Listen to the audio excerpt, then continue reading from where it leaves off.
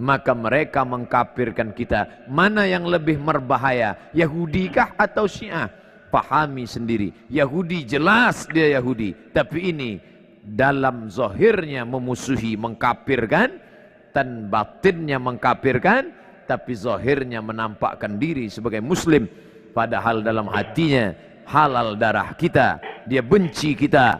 Salatullahi wassalam ala man uhiyal Qur'an. Mana yang lebih utama?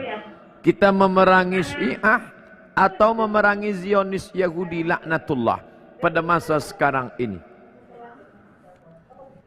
Kita tidak boleh bersama dengan Syiah dalam 5 masalah, kata Syekh Ali Jum'ah. Yang pertama, mereka mewajibkan beriman kepada Imam 12. Sesiapa sahaja yang tidak percaya kepada Imam 12, maka kafirlah dia. Dia kafirkan kita kerana kita ahlu sunnah tak percaya pada Imam 12. 2, mereka berkata selepas Nabi meninggal dunia maka yang layak menggantikannya adalah Ali. Maka sesiapa saja yang merampas kuasa Ali maka kafirlah dia. Atas sebab inilah mereka mengkafirkan Abu Bakar, Umar, Utsman dan sahabat. Mereka kafirkan sahabat kecuali 3. Siapa dia? Miqdad bin Aswad, Abu Dzar Al-Ghifari dan Salman Al-Farisi. Lain daripada itu kafir. Maka perhatikan, bila ada ustaz mengkafirkan sahabat Nabi, ini ciri daripada sifat Syiah. La tusalli khalfa rafidhi, jangan engkau salat di belakang Syiah Rafidah. Datang sahabat Imam Syafi'i bertanya, kata Syafi'i, jangan kau salat bila imamnya Syiah Rafidah, jangan kau salat di belakangnya. Sifhum lana, beri kami ciri sifat dia supaya kami tahu bahwa dia Syiah Rafidah. Man qala inna Aba Bakrin wa Umar laisa bi imamaini fahuwa rafidhi. Sesiapa sahaja yang menyebut bahwa Abu Bakar dan Umar tak layak menjadi khalifah kerana merampas Ali, maka dia adalah Syiah Rafidhi. Imam Syafi'i berkata demikian. Yang ketiga, mereka berkata bahwa Al-Quran itu adalah yang dibuat-buat oleh Abu Bakar, Umar dan Utsman, bersekongkol membuat Quran. Mereka buang nama-nama Ali dalam Al-Quran. Sesungguhnya kami punya mushaf namanya Mushaf Fatimah yang sedang dipegang Imam Al-Qaim, tebalnya 3 kali lipat daripada yang ada di tangan kamu, dan nanti Imam Al-Qaim datang. Bila mereka tidak percaya kepada Quran yang sekarang, mengapa mereka tetap memegang Quran yang ada sekarang? Itu pun mereka bahaskan. Sementara Quran yang asli datang, maka bacalah yang palsu ini dulu. 4, mereka mengatakan Allah tak tahu apa yang terjadi di masa akan datang. Itulah namanya akidah bada. Bada ya bedu, bada ya bedu, tidak tahu. Maka muncul nasakh, nasikh, mansuh kerana Allah tak tahu apa yang akan terjadi di masa akan datang. Maka akidah ini batil karena menisbatkan kejahilan kepada Allah Subhanahu wa taala. Yang kelima, mereka bertaqiyah. Taqiyah. Bila banyak ahlu sunnah, kita tanya, awak ahlu sunnah ke Syiah? Dia akan berkata, aku ahlu sunnah. Bila banyak orang bermazhab Syafi'i, dia akan berkata, aku mazhab Syafi'i. Tapi sebenarnya batin di dalamnya adalah Syiah. Maka ini taqiyah. Maka mereka mengkafirkan kita. Mana yang lebih berbahaya, Yahudi kah atau Syiah?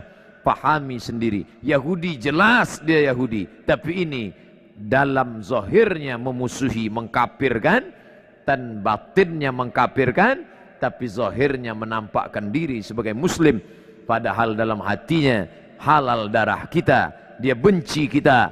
Jangankan kita, Abu Bakar dan Umar pun dia bacakan selepas solat subuh doa laknat sonamai Quraisy. Allahumma al'an sonamai Quraisy wa taghutaihima wa jibtaihima. Laknatlah 2 berhala Quraisy, Abu Bakar dan Umar. Dalam kitab mereka katakan Abu Bakar laknatullah alaih. Kalau Abu Bakar laknatullah alaih, apalagi Abdus Somad.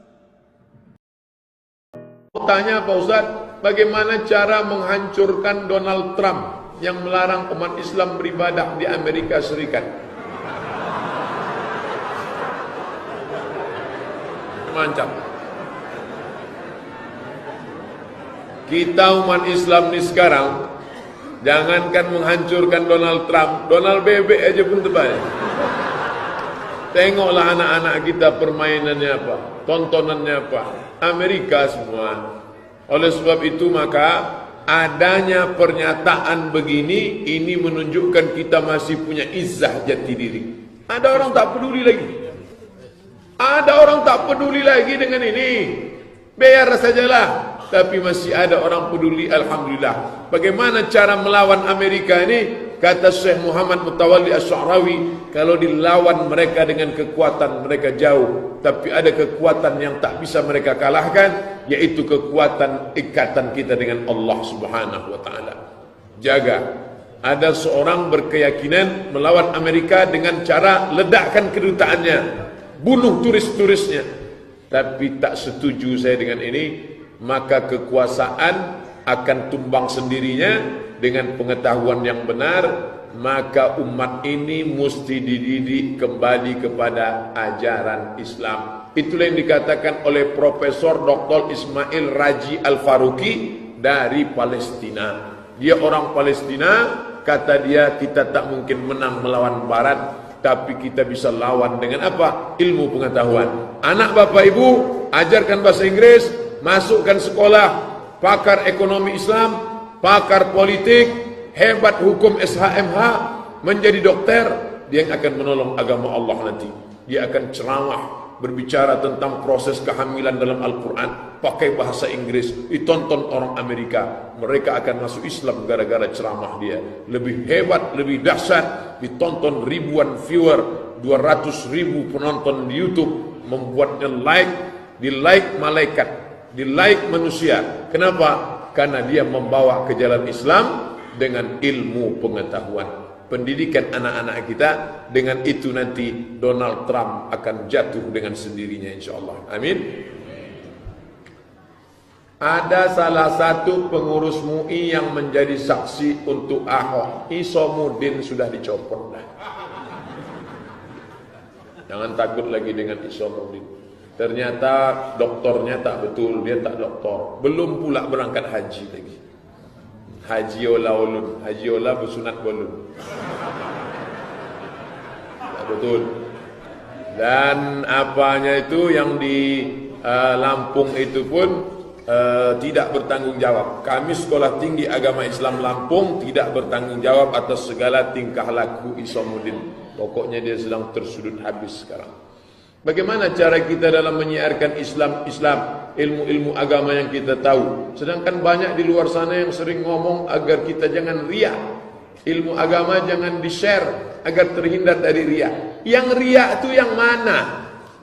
Ini mesti orang Islam jangan nanti dituduh sikit-sikit riya. Sikit-sikit riya. Saudaraku, hari Rabu 1 Rajab, mari kita isi dengan ibadah. Itu tidak riya. Yang riya itu adalah puasa dia nanti hari Rabu, pas buka puasa direkam. Allahumma laka sumtu wa bika amantu. Itu yang riya itu. Kalau ngajak orang enggak apa-apa. Mengingatkan orang, posting ayat, posting hadis, ambil dari kutub tis'ah, 1 hari 1 hadis, 1 hari bagus. Tapi menceritakan ibadah, sudahkah anda berzikir hari ini? Ini hadisnya, bagus. Tapi ketika dia berzikir, setelah 1000 kan itu zikir, setelah 1000 dipoto. Alhamdulillah sudah 1000 hari ini. Bagi yang suka tolong like and share ya. Jangan, jadi tidak semuanya riya, bedakan itu. Apa itu aliran Syiah Pak Ustaz? Beda kita dengan Syiah 5, kata Syekh Ali Jum'ah. Yang pertama dia menambah rukun iman, mesti percaya kepada imam yang 12. Sedangkan kita rukun iman kita cuma 6. Sedangkan dia mesti percaya kepada imam yang 12. Siapa yang tak percaya kepada imam 12 kafir. Yang kedua, dia mengatakan Quran itu sudah diotak-atik, diobok-obok oleh Umar, Utsman, Abu Bakar. Maka dia tak percaya Quran yang ini. Kalau memang dia tak percaya, kenapa mereka masih pakai Quran ini? Kata imam dia, sementara Quran yang asli datang, pakai aja yang KW ini dulu. Yang ketiga, kita kalau disebut nama sahabat radhiyallahu an, nanti sholat tarawih, Al-Khalifatul Awwal Abu Bakrin As-Siddiq radhiyallahu an. Kalau dia enggak, Abu Bakar laknatullah alaih. Itu perbedaan kita. Yang keempat, mereka mengatakan Allah itu bada yabdu bada. Allah setelah mencipta, dia tak tahu apa yang akan terjadi ke depan. Sedangkan imam-imam tahu. Imam-imam lebih hebat daripada Allah. Yang keenam, yang kelima, ini yang payah. Ada namanya taqiyah. Taqiyah itu apa? Kalau dia datang ke Pekanbaru, dia ngaku ahlu sunnah. Kamu Syiah ya? Enggak, saya Sunni. Kalau kebetulan banyak orang NU, kamu Muhammadiyah ya? Enggak, saya NU. Saya Sunni. Tapi begitu dia sudah banyak, tapi katanya kamu Syiah. Enggak, saya Susi. Apa itu? Sunni Syiah. Payah berdebat dengan dia. Kenapa? Dia bunglon. Ketika dihinggap hijau, hijau. Hinggap coklat, coklat. Ini 5 perbedaan kita dengan dia. Cara mengetahui kriteria aliran Syiah gimana Pak Ustaz? Awal-awal pengajiannya tentang cinta ahli bait. Oh Husain, kami mengenang kematianmu ya Husain. Labbaik ya Husain. Orang Islam pun sedih mengenang Sayyidina Husain. Husainnya tak salah, Sayyidina Hasan, Sayyidina Husain. Tapi mereka mencomot nama ini, lalu ujung-ujungnya nanti adalah mencaci maki Abu Bakar dan Umar, karena mereka mengatakan Abu Bakar dan Umar merampas kekuasaan yang sebetulnya milik Ali. Fitnah kepada Abu Bakar dan Umar. Itu cirinya. Adapun solatnya, sujudnya nanti mesti ada turbah Karbala, yaitu tanah yang dicetak bulat dari Karbala Irak untuk sujud di atas. Kalau tidak ada turbah Karbala, bisa digantikan dengan tisu. Dia lipat 4, ada letakkan tempat sujud. Nanti kalau ada bapak ibu tengok orang solat meletakkan tisu tempat sujud, itu 2 kemungkinan. Pertama dia Syiah, kedua tentang flu. Jadi tak semua yang meletakkan itu Syiah.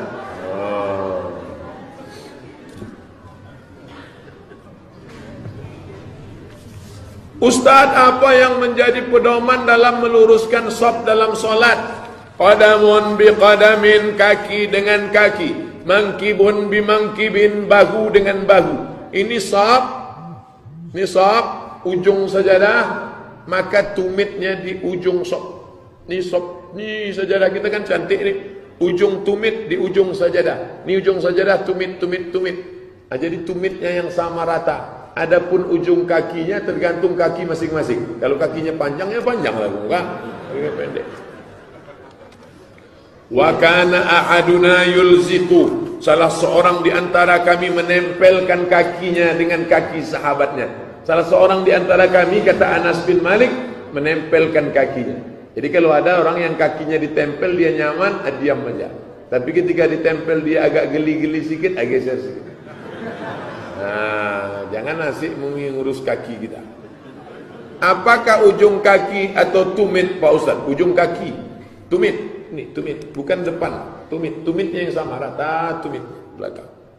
Sebab banyak orang yang tak memperhatikan hal ini. Perhatikanlah sesudah ini. Itu kan ada stiker tuh. Dilarang tidur di masjid. Dilarang tidur di masjid. Dilarang HP berbunyi. Buatkan satu lagi stiker, gambar tumit, luruskan tumit. Ada tuh stikernya, cari cetak. Ada gambar right, wrong. Yang right, tumit rata. Yang wrong, ujung rata, tumit berserak-serak di belakang. Apakah boleh jamaah mengeraskan suara dalam solat sehingga mengganggu orang yang lain? Solat itu bacaannya dibaca hamsah. Hamsah itu diagak-agak dengar telinga. Solat zuhur.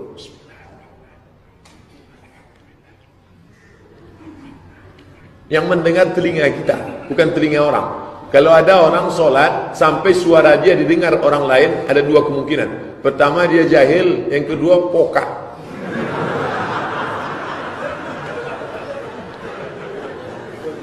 Bolehkah melakukan solat fardu kifayah sesudah solat asar? Boleh.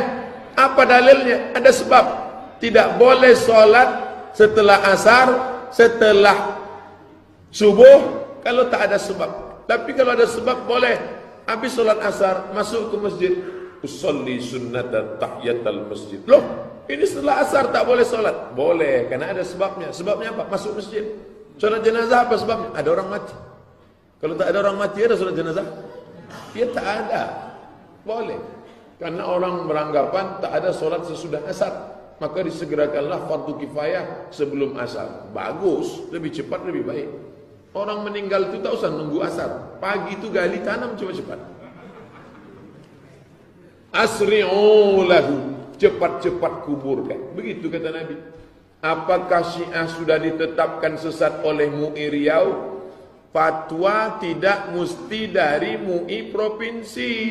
Sudah keluar fatwanya dari MUI Jawa Timur. Kenapa tidak pusat? Karena pusat berdekatan dengan pemerintah. Maka MUI Jawa Timur sudah mengeluarkan. Maka di mana-mana MUI seluruh Indonesia itu memakai fatwa MUI Jawa Timur. Jadi jangan nanti, ini kan MUI Jawa Timur, tidak berlaku di Riau. MUI Jawa Timur disahkan MUI pusat, berlaku untuk seluruh Indonesia. Bahkan fatwa yang di Malaysia bisa kita pakai di sini. Jadi tidak mesti MUI Riau untuk mengeluarkan fatwa sesat. Itu kalau dikeluarkan lagi nanti namanya fatwa di atas fatwa. Pak Ustadz, saya mau tanya, dosakah seorang istri rajin sedekah infak tapi suaminya pelit? Yang dia sedekahkan ini duit siapa? Istri bersedekah, iya, yang disedekahkannya duit siapa? Duit dia sendiri, ya tak apa-apa. Dia kerja, dapat gaji, atau dia anak orang kaya, punya tanah kau sebut lebar, ya dia bersedekah, tak apa-apa. Tapi kalau dia sedekah pakai duit suaminya, dia tak bisa, dia mesti izin. Suamiku, aku mau bersedekah. Jangan. Ya, dia tak usah sedekah. Kalau gitu seumur hidup dia tak bisa bersedekah, Pak Ustaz. Likulli sulama minkum sedekah. Setiap tulang-tulang sendimu ini sedekah. Apa sedekah tulang sendi? Subhanallah, subhanallah, subhanallah. Banyak-banyak Subhanallah walhamdulillah. Suaminya nanya, kamu ngapain nyanyi dari tadi? Aku bersedekah, Bang. Sedekah apa? Suamiku pelit betul, tak keluar duit. Ustaz, saya tanya bagaimana kaligrafi yang berisi ayat kursi yang diyakini akan mendatangkan rezeki dan melakukan amal salat. Bagaimana menulis ayat yang diyakini punya keutamaan? Boleh. Dalilnya apa? Perlakuan ulama kalangan salaf.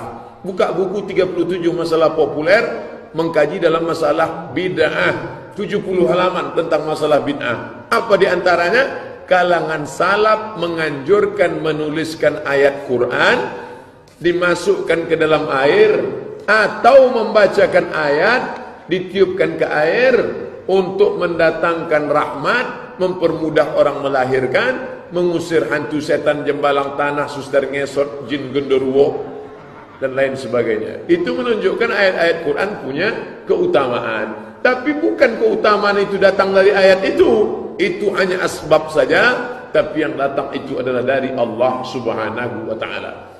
Melakukan amalan salat gaib untuk guru, dianjurkan guru spiritual teman saya. Tak ada amalan salat gaib. Yang ada adalah salat 2 rakaat sebelum berdoa. Dianjurkan salat sunat 2 rakaat sebelum berdoa. Apa itu namanya? Hajat.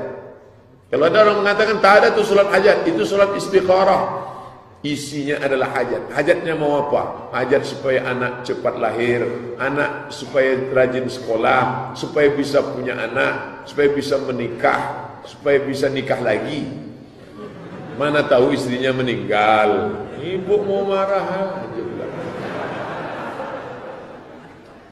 Namrus itu matinya bukan karena tombak jantungnya berdarah. Namrus itu matinya bukan karena dipancung kepalanya. Namrus itu matinya bukan karena disambar petir. Namrus mati karena nyamuk masuk ke hidungnya. Datang nyamuk, masuk ke dalam, menggigit otaknya, diantuk-antukkannya kepalanya ke dinding, tidak mati-mati, diambilnya palu godam besar, dipukulnya, mati. Hukuman karena sombong. Allah Ta'ala tidak meridhoi orang sombong karena jabatan, karena kekuasaan, karena harta.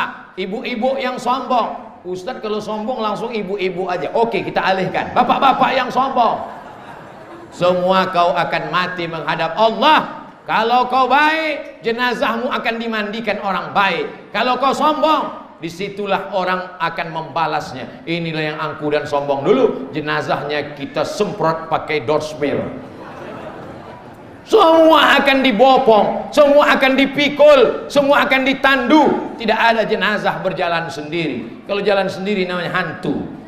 Semua kita ini hanya terdiri dari daging, darah, sumsum, kuku, tulang, bulu, otak, jantung, hati. Berdiri, bergerak, berjalan, bersuara karena kudrat Allah. Kalau Allah mau, innama amruhu idza arada syai'an ayyaqula lahu kun.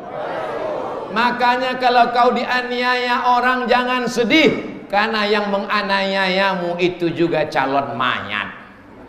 Kalau ada orang sombong, tentara, polisi, pejabat, dewan, angkuh, sombong, jangan kecil hati, mereka semua adalah calon.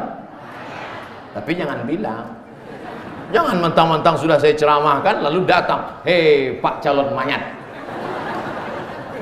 Semuanya akan mati menghadap Allah. Yarji usnani, kalau sudah masuk liang lahat, masuk liang kubur, yarji usnani, yang dua pulang ke rumah, mobilnya pulang ke rumah, motornya pulang ke rumah, hartanya pulang ke rumah, selimut mahal diberi di luar negeri, pulang ke rumah, harta pulang, keluarga pulang, istri yang menangis berurai air mata, oh my darling, buah hati belayan jiwa, my lovely, my sweetly. Semuanya hanya gombal guys. Betul tak Bu? Betul kata ibu. Dakwah Plus 62. Apa hukumnya suami mempertanyakan uang belanja yang sudah diberikan kepada istri? Mungkin suaminya ini honorer KPK, bisa juga di BPK, atau bisa juga di Inspektorat Jenderal. Jadi dia mau mengaudit lokal. Ini namanya tim audit. Jadi ibu belanja detail Bu, bawang putih berapa siung, semua ikan. Dia takut terjadi kebocoran APBD. Jadi ketika dia nanya, kemana uang belanja? Ibu nggak usah marah-marah. Ibu jangan marah-marah, nanti ibu cepat mati. Jadi kalau dia nanya, mana uang belanja ini? Kalau tinggal kasih aja. Kenapa cepat habis? Naik semua Pak. Nggak usah. Karena kalau dilawan dengan ngomong, laki-laki ini nggak mau. Kalau dilawan dia dengan ngomong, egonya naik. Oh, ini semua belanja, tunjukkan aja. Nah, kau tanya lagi, ku cucukkan ke biji mata.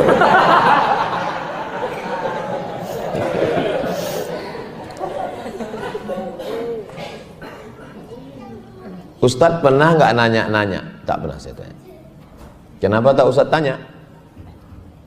Dia melahirkan anak saya, dia menyusukan anak saya, dia meregang nyawa, dia mengurus saya, tak setimpal dengan yang saya berikan. Jadi andai dihabiskannya pun itu semua, rasa-rasanya lebih baik. Dan saya tidak curiga dia akan kemana-mana akan duit itu. Jadi tak pernah saya tanya. Tapi bapak yang bertanya juga tidak salah. Kenapa? Karena setan belum pensiun.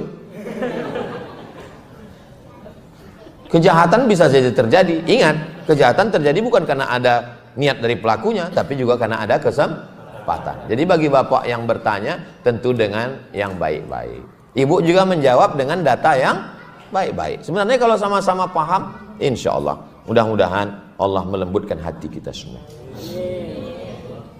Apakah godaan cobaan sebelum menikah maupun sesudah menikah?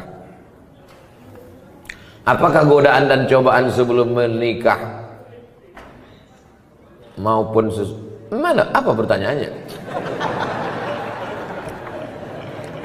Apakah godaan dan cobaan sebelum menikah? Sebelum menikah menengok anak gadis orang. Kalau udah menikah menengok bini orang. Banyak orang-orang yang berselingkuh, waktu ditanya, kenapa kau berselingkuh? Apa jawaban dia? Lebih berselera menengok bini orang daripada bini sendiri. Ini penyakit ini. Ini penyakit psikologis. Itulah kenapa perempuan disuruh menutup wajahnya. Jangan ejek perempuan bercadar. Kenapa?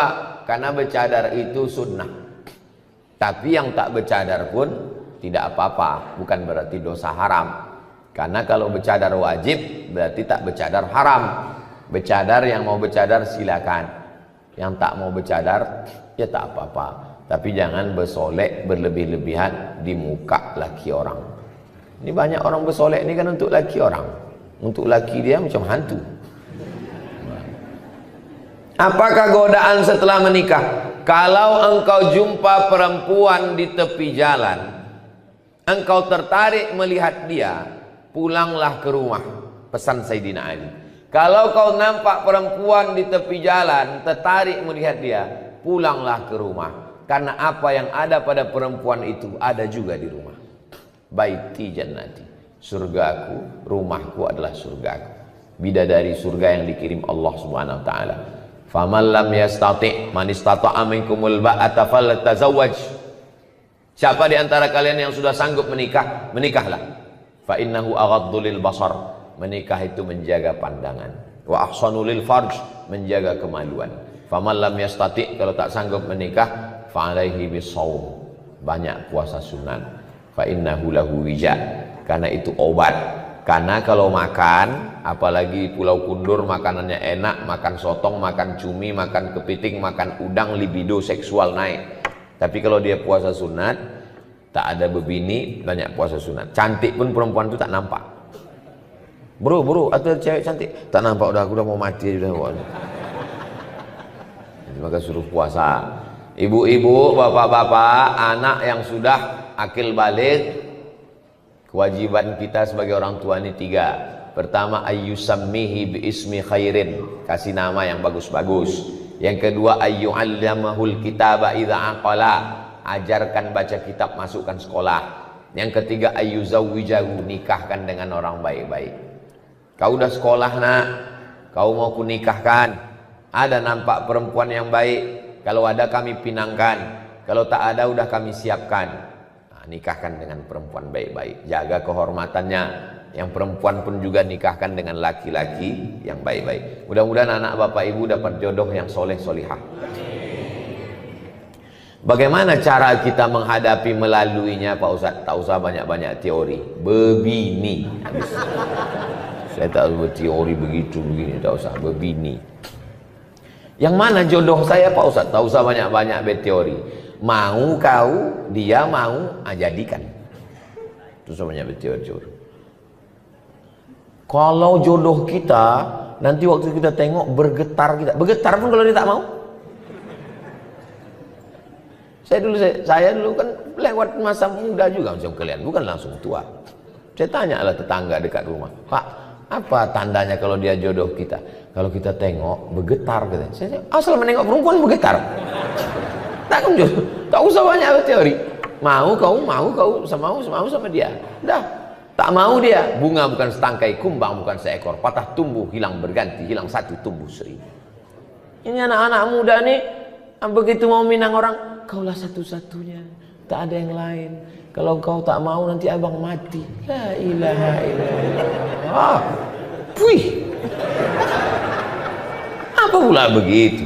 Macam tak ada aja perempuan di dunia ini. Banyak laki-laki ini mentalnya mental kerupuk. Begitu banyak perempuan. Pinang. Tapi jangan kalian meminang petantang petenteng. Bawa Ustadz Haruna Hasim, bawa Pak Bupati, bawa Pak Sekda, bawa. Mereka juru bicaranya minangkan. Tanya, telusuri, ayah dia siapa? Ayah dia kerja di kantor Bupati. Bawa Pak Bupati. Pak Bupati ngomong, kami membawakan ini anak tahfiz Quran mau minang. Pasti diterima. Mana mungkin orang itu berani nolak? Awas kalau kau nolak nonjok katanya. Jangan kalian petantang-petenteng minang, belum tuh. Saya Saya pun tidak saya minang. Kiai, saya minta tolong Kiai. Pak Kiai tolong pinangkan. Saya diam aja. Pak Kiai itu bercakap. Somad ngomong untuk Kiai. Enggak, saya diam aja. Jangan petantang-petenteng. Jangan saya kalian bawa, saya diterima nanti. Pak Ustadz, jodohnya supaya dapat jodoh terbaik, doanya Pak Ustadz, doa Nabi Zakaria, Rabbi la tazarni fardan wa anta khairul warisin. Rabbi, ya Tuhanku, la tazarni fardan, jangan biarkan aku sendirian, wa anta khairul warisin, engkau sebaik-baik pemberi waris. Rabbi la tazarni fardan wa anta khairul warisin. Saya tengok yang menghafal yang udah berbini pula. Ini menghafal yang lajang-lajang aja. Hati-hati Bu, kalau sampai dibaca bapak ini nanti pas sembahyang. Ibu kalau sembahyang tahajud malam, dengarkan doa bapak itu baik-baik. Amin, amin, amin aja. Amin, amin. Nanti kejadian baru bingung. Rabbi la tazarni fardan wa anta khairul warisin. Amin gitu. Kejadian, kenapa abang ini? Doa kau dulu gitu. Nah, itu. Rabbi la tazarni fardan wa anta khairul warisin. Tak ada yang sulit bagi Allah. Asam di gunung, garam di laut, berjumpa juga dalam belanga.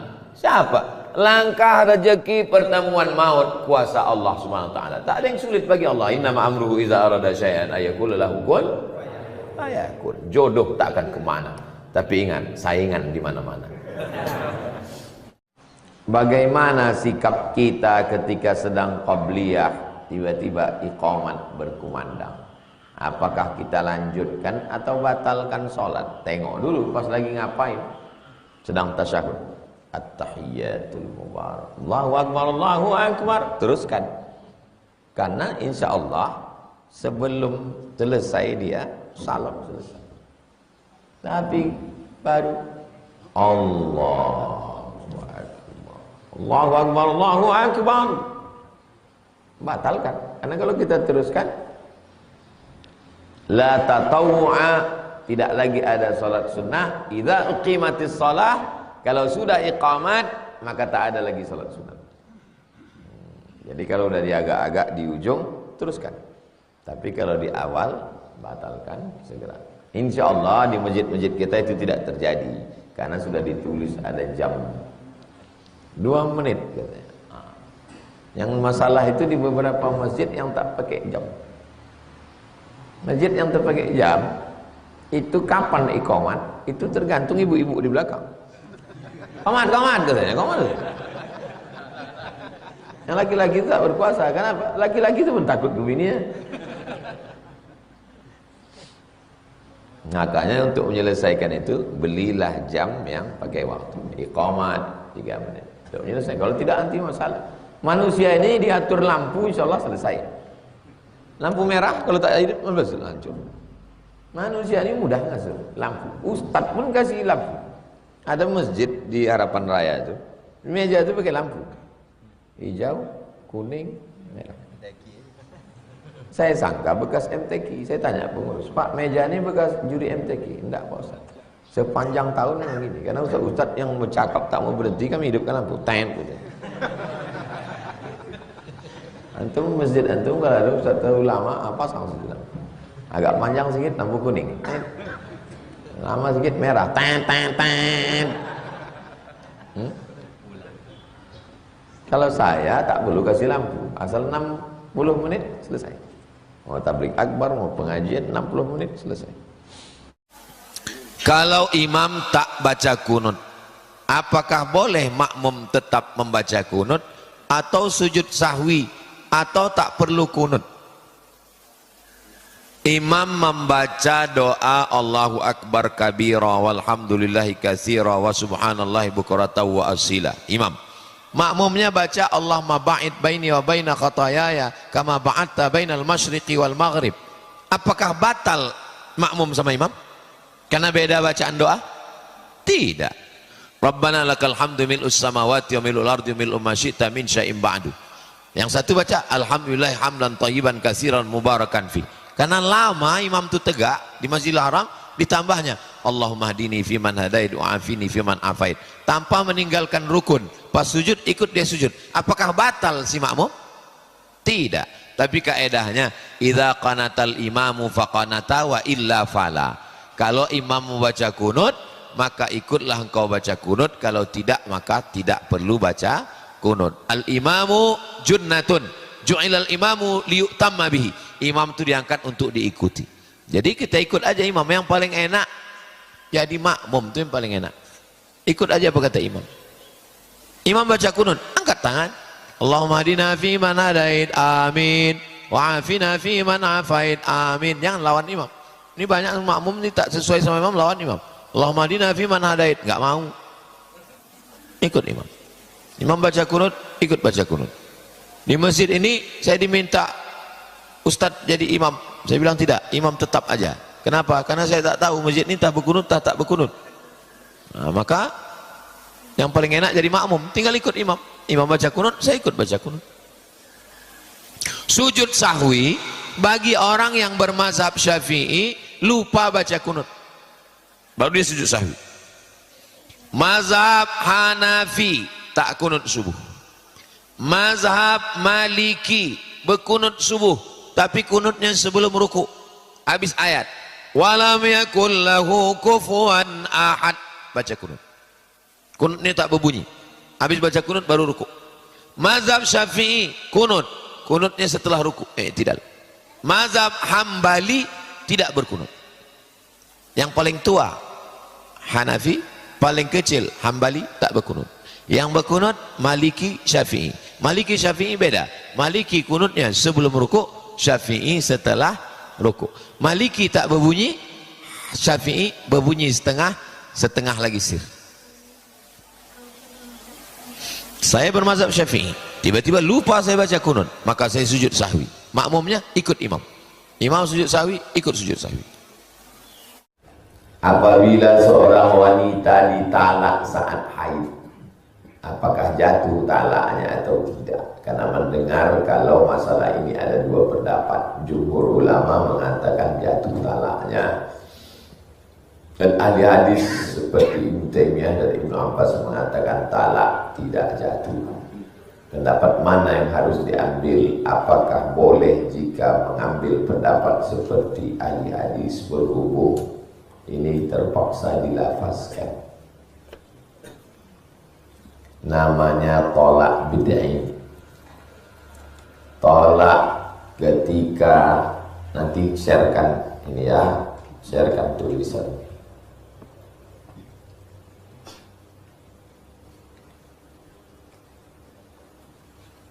Ini kalau kita jawab, jadi bilang Ustaz, udah dibilang Ustaz Somad itu, kita percaya.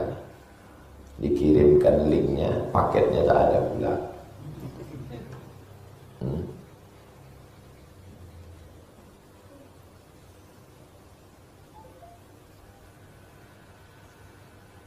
Kalau kita mau mengambil pendapat, yang paling selamat itu adalah pendapat jumhur.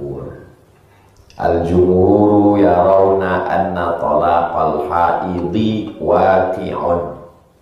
Menurut jumhur ulama, tolak orang yang haid itu waqi'. Waqi' itu artinya sah tolaknya. Tunggulah habis haid bang, aku kalau udah habis haid aku tak marah lagi gitu. Udah sayang sama kamu gitu. Jatuh. Saya yang tak mau saya jawab pertanyaan jamaah dua. Pertama masalah tolak, yang kedua masalah warisan. Kenapa Ustaz tak jawab? Karena kalau kita jawab, datang laki-laki, Ustaz, ku tolak kemarin istriku sedang haid, jatuh, kita bilang. Habis itu udah beberapa hari berubah pikiran dia. Dia mau mencari pendapat yang tak jatuh. Cari Ustaz lain. Tanya lagi, Ustaz jatuh apa tidak? Jatuh, kata Ustaz nih, cari lagi Ustaz lain. Sampai dapatnya Ustaz yang bilang tak jatuh. Oh inilah dia.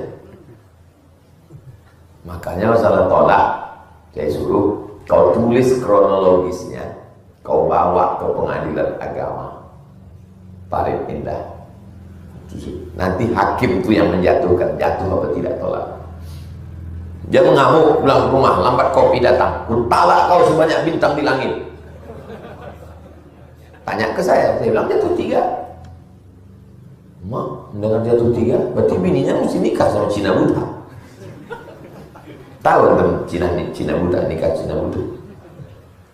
Perempuan yang sudah ditalak 3 tak bisa lagi rujuk sama dia hatta tangki hazai hujan ayo sampai dinikahi laki-laki lain. Jadi zaman dulu kalau udah ditalak yang 3 dia mau balik juga lagi, dicarinya lah Cina-Cina buta di bagian siapa itu. Kok mau kau nikah sama jadaku? Ame gitu. Tapi jangan kau pegang-pegang ya. Ya itulah asal cerita nikah Cina buta. Pernah terdengar? Itulah asalnya. Tanya ke saya bilang itu 3. Dia mau rujuk. Dia bilang, kau cari ustaz lain, kau melaga sama dia. Jadi macam mana? Pergi ke pengadilan. Nanti hakimlah yang menjatuhkan itu talak hakim. Kalau hakim, tak mungkin dia hakim ini cari hakim lain. Nah, berani dia. Karena hakim itu pakai martil, pukul kepala, pakai martil gitu hakim. Apa hukum sogok menyogok Pak Ustaz? Tak ada tawar-menawar. La'ana Rasulullah SAW ar-rashi wal murtashi. Yang menyogok, yang menerima sogok, masuk neraka. Tapi tadi Ustaz Somad bilang kalau ada orang ngasih duit, ambil duitnya. Ini katanya tak boleh sogok. Ambil duitnya, serahkan ke Masjid Nurul Ihsan. Untuk apa? Untuk membuat ini kan tanah bagus. Ini masih bisa dibuatkan kelas di samping ini. Buatkan 3 kelas untuk anak-anak mengaji Al-Quran. Sehingga nanti untuk mencegah buta huruf Al-Quran. Berapa banyak duit ini? Paling tidak ada 5 amplop lagi dapat. Amplop DPRD, DPRD provinsi, DPRD, DPD. Ambil semuanya, ambil. Berapa pun yang, berapa partai? 17 partai. 17 amplop kali 5. Ambil semua. Jika kabeh kok apa-apa. Ambil semua, ambil. Kok ambil. Kata Ustaz Somad, ambil aja semua, ambil. Habis itu bawa kemari. Dia bilang, "Semana Pak Ketua Masjid?" "Iya, ini ada banyak kali duit haram nih Pak." Ambil. Orang air Joman ini cerdas-cerdas, berduit. Mana mempan main sogok. Sini kalau ada orang bawa duit 100.000, 500.000 tak laku, puih, upil. Tapi kok 5 juta tak tahu juga lah. Ciko juga. Ojo diciko. Transfer aja. Podo ya Pak ya. Insyaallah podo kabeh jamaah iki istiqomah mlebu nang surga. Amin. Banyak juga orang Jawa. 90% Pak. 90? Iya. Masya Allah. Apa hukumnya sholat tanpa doa? Setelah selesai sholat, tidak berdoa. Assalamualaikum warahmatullahi. Assalamualaikum warahmatullahi. Kentut aja boleh. Sholat itu mana? Yang dimaksud dengan sholat itu mana? Aqwalun, ucapan, wa af'alun, perbuatan, mufattatahatun bitakbir, dibuka dengan takbiratul ihram, wa muhtatamatun bitaslim, ditutup dengan salam. Itulah sholat. Allahu Akbar, ditutup dengan salam. Assalamualaikum warahmatullahi. Assalamualaikum warahmatullahi. Sholat sudah selesai. Adapun berzikir, Astaghfirullahaladzim, la ilaha illallah syarikalah, Allahumma antas salam, subhanallah 33, alhamdulillah 33, Allah Akbar 33, sunnah. Kenapa berdoa selesai sholat? Doa yang paling afdal 2. Pertama, jaufil lail, tengah malam, tahajud. Bangun, makan sahur, jangan cuma bangun. Sempatkan sholat tahajud. Yang kedua, duburis sholat. Duburis sholat maknanya 2 menurut ulama. Pertama, duburis sholat sebelum salam. Fil alamina innaka hamidum majid. Sebelum salam tetap ada doa. Allahumma firli ma qaddamtu wa ma akhartu wa ma asrartu wa ma alantu wa ma asraftu wa ma anta a'lamu bi minni antal muqaddimu wa antal muakhiru la ilaha illa anta subhanaka inni kuntu minadh dhalimin. Allahumma inni a'udzubika min adzabi jahannam wa min adzabil qabri wa min fitnatil mahya wal mamat wa min syarri fitnatil masiihid dajjal. Yang kedua, Allahumma a'inni ala dzikrika wa syukrika wa husni ibadatik. Tambah doa-doa lain. Habis itu salam. Assalamualaikum warahmatullahi. Makna yang kedua, duburi salat, selesai salam. Lihat penjelasan Imam Ibnu Hajar Al-Asqalani tentang beberapa dalil bahwa selesai salam pun makbul, mustajab berdoa. Bagaimana kalau doa itu dipimpin oleh imam? Ad-da'i wal mu'amminu fil ajri sawa. Yang berdoa dan yang mengaminkan pahalanya sama. Itu menunjukkan bahwa ada yang berdoa, ada yang mengaminkan. Dua, qad ujibat da'watukuma. Doa kalian berdua dikabulkan Allah. Doa kalian berdua. Siapa yang berdoa? Nabi Musa. Yang satu lagi siapa? Nabi Harun. Nabi Musa berdoa, Nabi Harun mengaminkan. Itu salah satu dalil ada yang berdoa, ada yang mengaminkan. Tiga, Nabi pernah mengucapkan amin, amin, amin. Siapa yang berdoa? Malaikat Jibril. Nabi Muhammad mengaminkan. Nabi mengaminkan doa sahabat. Amin, sabaqaka, kau sudah didahului oleh sahabat. Itu menunjukkan bahwa ada yang berdoa, ada yang mengaminkan. Hanya saja kalau kebetulan diminta orang untuk berdoa, tolong doanya jelas. Ini kadang banyak doa tidak jelas. Maut, maut. Sesungguhnya ketika imam baca doa, dia sedang mendidik jamaah. Mungkin ada mu'alaf yang baru masuk Islam. Enggak Pak Ustadz, semuanya orang Islam. Memang udah lama Islam, tapi baru sekali inilah ke masjid. Ada anak-anak kecil yang sedang menghafal doa. Ketika nanti dia pulang ditanya sama emaknya, nah gimana doa imam tadi?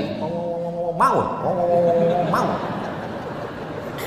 Doa nggak usah panjang-panjang. Saya pernah acara nuzul Quran dengan Pak Wali Kota, setengah jam. Pertama jamaah semangat, begitu 10 menit gini aja. Kalau ada orang berdoa tangannya di paha, itu artinya terserahlah ya Allah, mau kabul-kabul enggak. Saya kalau berdoa itu cuma 10 aja.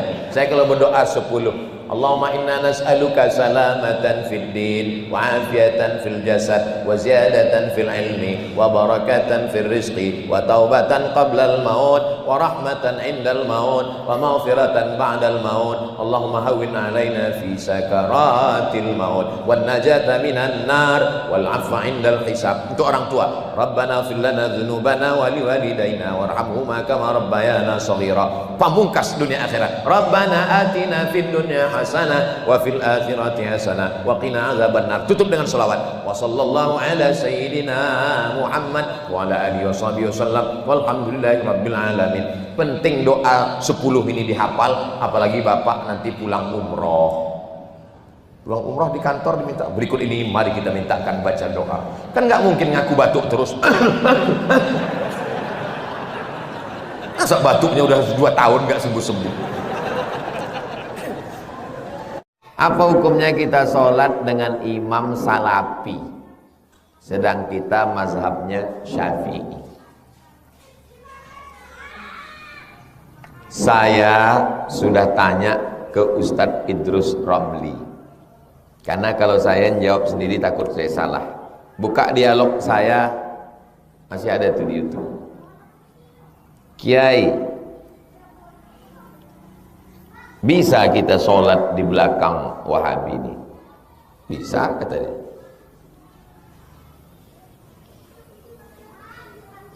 Karena sekedar sesat, kata Kiai itu Romli, tidak sampai kafir. Yang tidak bisa sholat di belakang orang kafir. Apakah ada kelompok dalam Islam yang tidak mau sholat di belakang Wahabi? Ada. Nama kelompoknya Ahbash, pengikut Syekh Abdullah Al-Harari. Karena bagi mereka Wahabi ini kalau kafir. Jadi gimana mereka pergi haji? Dia sholat sendiri, tak mau dia ikut Abdurrahman Sudais, tak mau dia ikut Imam Masjidil Haram, Masjid Nabawi. Kalau kita tetap sholat. Nanti antum pergi umrahnya pula antum sholat sendiri di Masjid Haram. Kenapa Pak Haji itu tak pernah ke masjid? Di kamar aja. Mungkin dianggapnya orang Wahabi ini kafir. Tak mau dia sholat. Bagaimana hukumnya orang datang ke masjid, sedangkan ada sebagian mengatakan tak boleh, sedangkan kita mau belajar. Mungkin maksud dia bagaimana hukumnya perempuan datang ke masjid. Mungkin itu maksudnya. Perempuan datang ke masjid, perempuan lebih baik sholat dalam pekarangan, lebih baik sholat dalam rumah, lebih baik sholat dalam kamar, lebih baik sholat dalam tempat yang sempit. Ini hadis satu.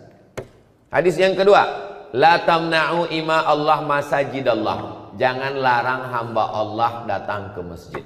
Hadisnya bertolak belakang. Yang satu mengatakan lebih bagus di rumah, yang satu mengatakan jangan larang ke masjid. Datang Imam Nawawi membahas dua hadis yang ikhtilaf ini. Kesimpulannya, kalau keadaan aman, di dalam masjid ada pengajian, tidak menimbulkan fitnah, boleh perempuan ke masjid. Pulau Kundur ini aman atau tak aman? Aman. Ibu tadi kemari ada dicegat tentara Israel? Tak ada. Ada datang Godzilla menangkap dari laut? Tak ada. Aman. Tidak menimbulkan fitnah. Sudah tahu masjid itu sunyi, imamnya cuma sendiri imam. Datang perempuan, tak boleh menimbulkan fitnah. Nah, tapi kalau aman, laki-laki banyak, maka perempuan boleh ke masjid. Apakah istri Nabi ke masjid? Ya. Mana dalilnya? I'takafa Rasulullah sallallahu alaihi wasallam fil ashril awakhir min Ramadan, thumma i'takafa azwajuhu min ba'di. Nabi i'tikaf 10 hari di bulan Ramadan, setelah Nabi meninggal istrinya i'tikaf. Apa pelajaran dari situ? I'tikaf 10 hari 10 malam aja boleh, apalagi yang 10 menit. Yang 10 hari 10 malam aja boleh, apalagi yang 10 menit. Tetap dengan syarat dan ketentuan berlaku. Jangan sampai ke masjid pakai Honda, pakai sepeda motor, pakai celana legging sempit. Banyak atuk-atuk masuk parit menengok itu. Jangan ke masjid pakai minyak wangi terlampau harum. Masuk dia dari pintu, baunya sampai ke imam. Hilang ayat imam itu satu halaman. Manusia merupakan makhluk yang sempurna. Ini bertanya apa ceramah ini? Akan tetapi manusia punya sifat tidak puas sehingga terkadang merubah bentuk tubuhnya. Apa hukumnya? Manusia sudah terlanjur merubah tubuhnya dan tidak mungkin dikembalikan lagi seperti semula. Bagaimana jika dia meninggal nanti? Apanya yang dirubahnya? 5. La'anallahul wasimat. Allah melaknat tukang buat tato. Wal mutasimat, yang minta buatkan tato. Wal mutanammisat, yang mencabut apa ini? Alis. Wal mutafallijat, merubah-rubah gigi. Wal mughayyirat, merubah bentuk tubuh. 5. Hadis ini diriwayatkan oleh Abdullah bin Mas'ud radhiyallahu an. 5 yang dilaknat Allah Subhanahu wa taala. Jangan robah. Alis mata ibu biarkan aja. Cukur. Pas mau pergi undangan, tengok cermin, dia pun terkejut, kok ada hantu. Untung ada spidol suami menulis berapa tandan sawit. Pas mau pergi. Jadi kita buka bersama, iya tunggu sebentar ya, ambil spidol. Sampai ke tempat berbuka, rupanya kipas angin mati. Pedas pula sambal belacan itu. Berpeluh, meleleh. Diambil tisu, berserak. Tengok kawan senyum, kita senyum. Kawan ketawa, kita ketawa. Rupanya yang diketawakan orang kita. Dan jam 9, jam 10 balik ke rumah. Assalamualaikum bang, lampu belum juga hidup. Waalaikumsalam. Assalamualaikum, buka pintu. Allahu la ilaha illa huwal hayyul qayyum la ta'khudhuhu sinatun wa la naum. Kenapa hantu ini tak pergi? Bini abang ini. Jangan cukur bulu mata. Wajah yang sudah begitu cantik. Orang Barat, orang Eropa, orang Amerika, orang Jepang, orang Korea pergi ke Bali, bayar tiket pesawat, bayar hotel, mau berjemur biar supaya biar hitam. Kita belum berjemur sudah. Kenapa lah sampai gila gara-gara ini beli skincare? dipasanglah putih, muka putih, leher hitam. Kenapa kita tidak percaya diri dengan ciptaan yang diberikan Allah? Menurut Allah inilah yang sudah paling bagus, sudah paling baik. Ibu cantik bukan karena skincare, ibu cantik bukan karena minum jus bengkoang 1 drum, tapi karena ibadah, karena wudu, karena tahajud, karena munajat kepada Allah. Orang yang operasi itu, operasi hidung, operasi dagu, operasi bibir, disuntik-suntik sampai payah membedakan mana lembu mana dia. Itu dia saja merasa cantik. Orang yang lain menengok, kok mirip-mirip aja muka kalian ini. Orang yang operasi itu mirip-mirip, tapi yang sudah terlanjur apa boleh buat. Mudah-mudahan bertobat nasuha diterima Allah, karena nasi sudah jadi tai ayam. Udah merubah-rubah muka, cerita bubur juga lagi. Yang sudah terlanjur apa boleh buat. Bertobat, mudah-mudahan taubatnya diterima Allah Subhanahu wa taala. Amin ya rabbal.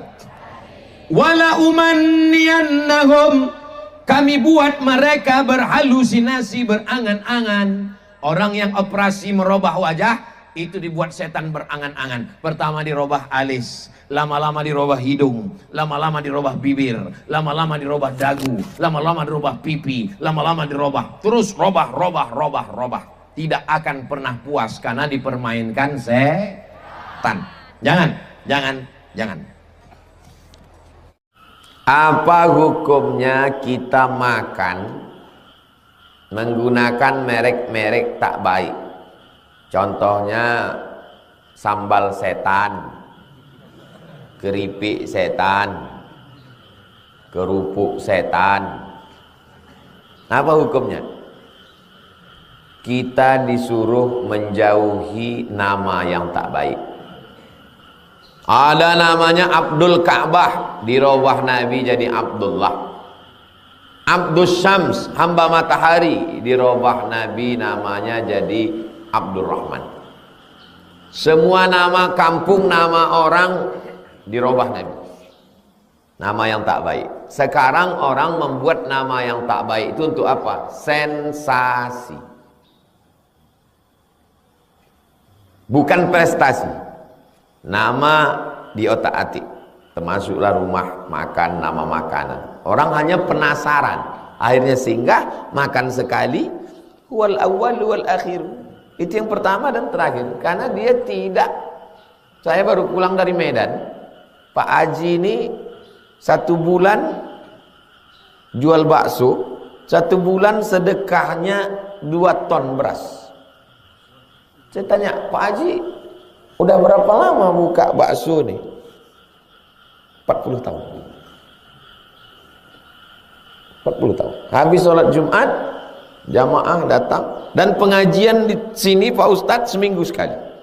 Habis sholat Jumat orang datang, pengajian seminggu sekali. Setiap bulan 2 ton 3 ton lingkungan sekitar. 40 tahun sudah bertahan. Berapa banyak yang rumah makan setan ini hanya sebulan 2 bulan bertahan. Setan habis itu buka tempat baru gitu lagi. Penipu. Bukan memperbaiki kualitas cita rasa, tapi menipu dengan sensasi. Buka rumah makan, habis itu orang makan sekali tutup, buka lagi. Sampai begitulah dia terus menipu. Dan kita suka pula tertipu. Berapa banyak rumah makan di Pekanbaru ini? Namanya biasa aja, tempatnya biasa aja, tapi orang udah puluhan tahun. Tapi ada yang luar biasa tempatnya, hanya sensasi. Dan orang sekarang memang suka sensasi. Daging panggang kambing nomor 2 di dunia. Ramailah orang berdatang. Ini yang kejadiannya jamaah kita di Medan. Pergi dia ke Jakarta, tengok, pas lewat mobil tengok, panggang kambing nomor 2 dunia. Singgah dia makannya. Pas dicicip, biasa aja. Nah selesai makan panggilnya, Pak, Bapak bilang nomor 2 kok biasa aja?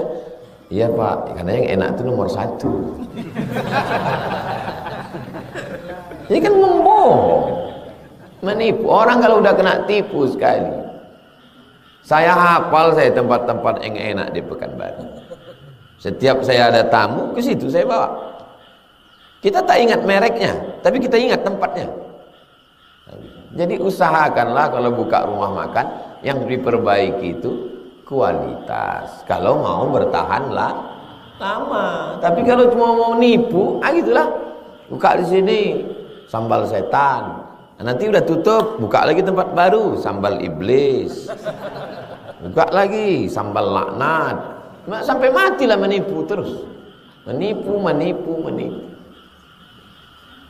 Masyarakat itu memang suka ditipu dia. Gak sensasi.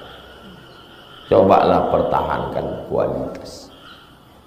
Itu tentang masalah nama-nama. Antum kalau punya bakat kuliner, buatlah rumah makan, pertahankan cita rasanya, insya Allah eksis, bertahan. Banyak saya sudah jumpa orang-orang yang soleh buka rumah makan, berhasil, sukses. Pesan Buya Hamka kepada bapak-bapak di Lampung. Pesan Buya waktu saya jumpa di Jakarta, Pak Ustadz, bukalah rumah makan, karena orang yang lapar kenyang. Kenyang dia beribadah, duitnya dapat, ibadahnya dapat. Dibuka bapak itulah rumah makan. Rumah makannya megah, mewah, banyak cabang. Dibuat Pak Haji itulah pesantren. Saya menandatangani. Ini semua hasil rumah makan nih Pak Ustaz. Tak ada dibuatnya gulai setan, rendang setan, sup setan, tak ada. Pakai baik-baik semua. Yang dipertahankannya kualitas. Hah? Bukan setannya itu dipertahankan. Orang sekarang ini banyak lebih pada sensasi. Mudah-mudahan kita dijauhkan Allah dari perbuatan-perbuatan setan.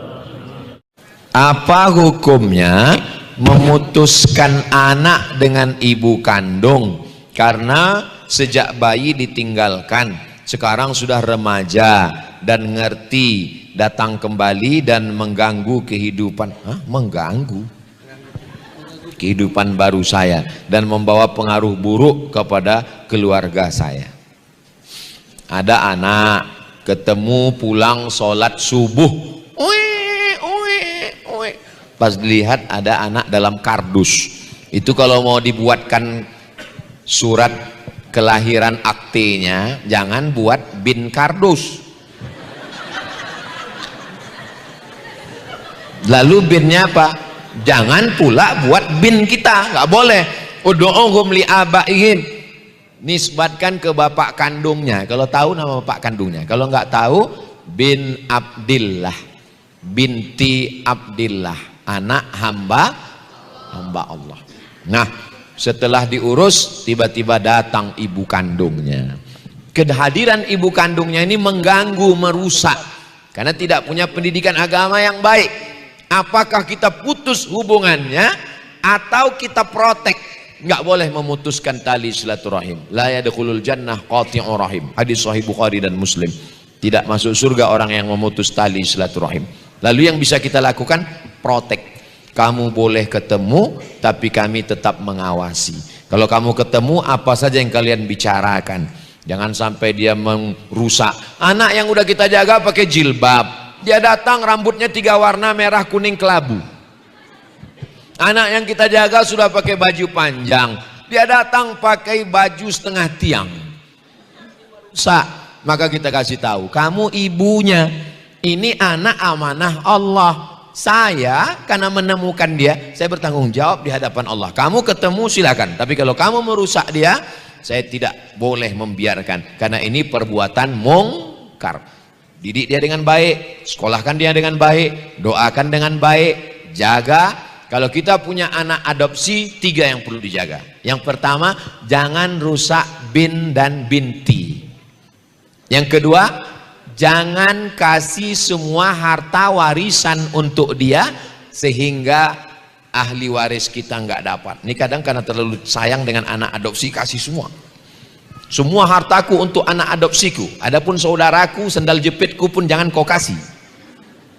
Yang ketiga, jaga aturan aurat. Kalau kebetulan ibu punya anak adopsi laki-laki, ibu tetap pakai jilbab, baju panjang, jangan pakai daster di depan dia. Kalau bapak punya anak perempuan, anak adopsi, bukan anak kandung, maka tetap jaga aurat.